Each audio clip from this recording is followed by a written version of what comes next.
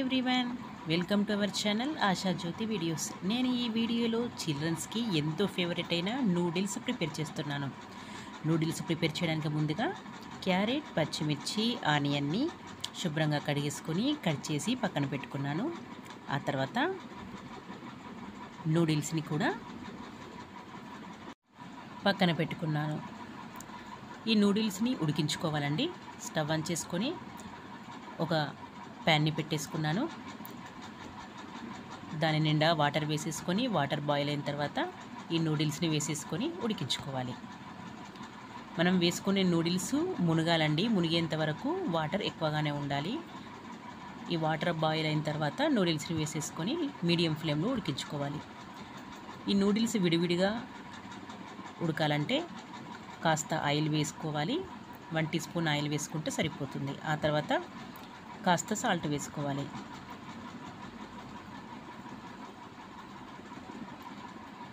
Noodles ఉడికిన తర్వాత చప్పగా లేకుండా టేస్టీగా ఉంటాయి. కాస్త ఉప్పు వేసుకొని ఉడికించుకోవాలి.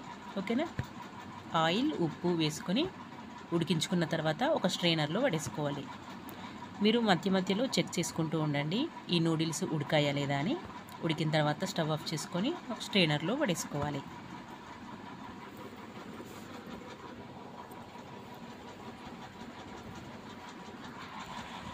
చూడండి, ఈ విధంగా మధ్య మధ్యలో కలుపుతూ చూసుకోండి. ఉడికిన తర్వాత ఇలా స్ట్రైనర్లో వడేసాను. ఆ తర్వాత పచ్చిమిర్చి ముక్కల్ని కట్ చేశాను. ఉల్లిపాయ ముక్కల్ని కూడా ఈ విధంగా కట్ చేసి పెట్టుకున్నాను. మీకు ఇష్టమైతే మీరు ఇందులో పచ్చి బఠానీ, బీన్స్ కూడా యాడ్ చేసుకోవచ్చు. ఆ తర్వాత స్టవ్ ఆన్ చేసుకొని ఒక గిన్నెని పెట్టేసుకొని సరిపడా ఆయిల్ వేసేసుకొని ఆవాలు, జీలకర్ర వేసేసుకొని వేయించుకోవాలి. ఆ తర్వాత కట్ చేసుకున్న పచ్చిమిర్చి, ఉల్లిపాయ ముక్కల్ని వేసేసుకొని వేయించుకుంటున్నాను. ఆ తర్వాత వెల్లుల్లిని చిన్న చిన్న ముక్కలుగా కట్ చేసుకొని వేస్తున్నాను. ఇలా చిన్న చిన్న ముక్కలు వేస్తే టేస్ట్ చాలా బాగుంటుంది.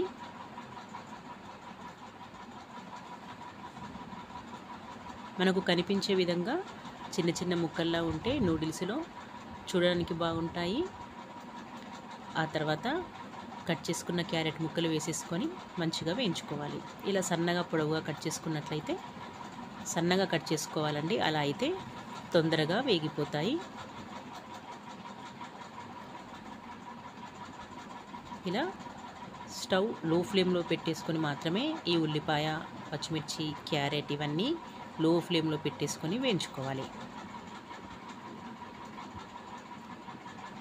చూడండి, ఇలా వేగుతూ ఉండగానే కలర్ చేంజ్ అయిపోయింది కదా. ఈ క్యారెట్ వేగిపోయిన తర్వాత సోయా సాస్ని వేసుకోవాలండి. తగినంత సోయా సాస్ వేసుకొని ఈ తాలింపులో కలిపేసుకోవాలి. మనం నూడిల్స్ చేసుకున్నప్పుడు సోయా సాస్ తప్పకుండా వేసుకోవాలండి. ఈ సాస్ వేసుకోవడం వల్ల మరింత రుచి యాడ్ అవుతుంది.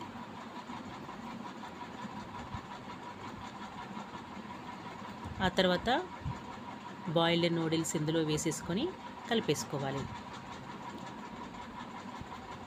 ఈ నూడిల్స్ వేసిన తర్వాత నూడిల్స్ మసాలా పొడి ప్యాకెట్ దొరుకుతుందండి. నూడిల్స్ మసాలా ఒక ప్యాకెట్ వేసాను. ఆ పొడంతా వేసేసుకొని తగినంత సాల్ట్ వేసేసుకొని ఒకసారి కలిపేసుకోవాలి.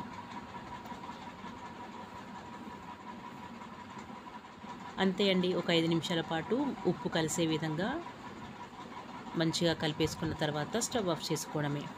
ఎంతో టేస్టీ అయిన నూడిల్స్ రెడీ అయిపోయినట్టే. ఈ నూడిల్స్కి టమాటో సాస్ సైడ్ డిష్గా చాలా బాగుంటుంది. నూడిల్స్ అంటే ఇష్టం లేని వారు ఎవరుంటారండి? పిల్లలైనా పెద్దవాళ్ళైనా చాలా ఇష్టంగా తినే రెసిపీ కదా. ఇలా టేస్టీగా, సింపుల్గా నేను చెప్పిన విధంగా నూడిల్స్ తయారు చేసుకోండి. చాలా టేస్టీగా ఉంటుంది. చాలా ఇష్టంగా తినేస్తారు. ఓకే అండి, ఈ వీడియో మీకు నచ్చినట్లయితే లైక్, షేర్, సబ్స్క్రైబ్ చేయండి. మరొక టేస్టీ వంటతో మరొక వీడియోలో మళ్ళీ కలుద్దాం.